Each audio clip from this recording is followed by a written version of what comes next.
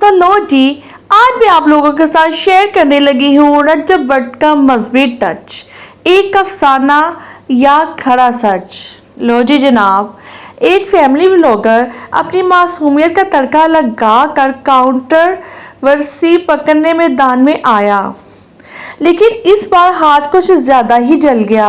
हाँ जी, रजब भट्ट, जिसकी असल पहचान सीधा साधा फैमिली व्लॉगिंग था।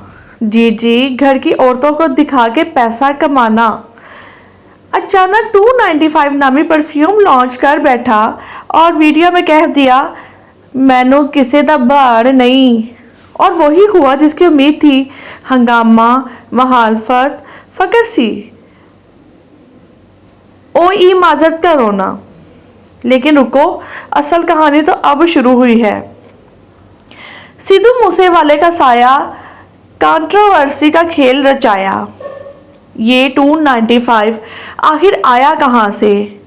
ये वही नंबर है जिसे सिद्धू मूसेवाला ने अपने गाने में गाया था, और जो लोग सिद्धू को मुर्शद मानते हैं वो इस नंबर के फलसफे पर भी ईमान रखते हैं। लेकिन रजब भट्ट के नाजुक कंधों पर ये नंबर अचानक कैसे आ गया?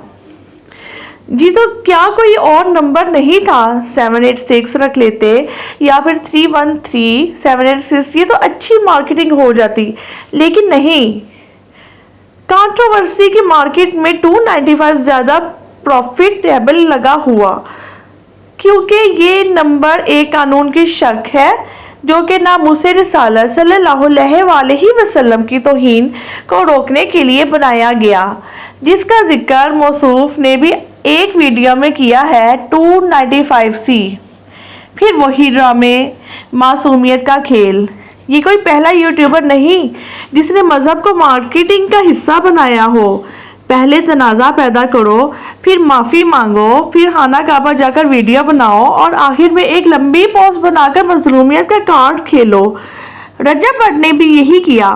पहले 295 बेचा, फिर आवाम के रद्द-ए-अमल पर अफसोस किया, फिर मुल्क से सेल्फ एक्साइल ले लिया और आखिर में खाना काबा के सामने वीडियो बनाकर कहानी को मज़ीद जज्बाती कर दिया। सुभान अल्लाह, ऐसा स्क्रिप्ट कंटेंट तो बड़े बड़े फिल्म साज नहीं बना सकते।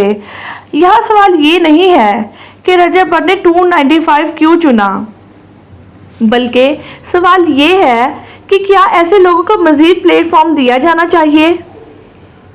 जो भी यूट्यूबर, व्लॉगर या सोशल मीडिया स्टार मज़हब, कौम या हिसास मौज़ूआत को इस्तेमाल करके फॉलोअर्स बढ़ाने की कोशिश करे, इस पर नज़र रखना ज़रूरी है।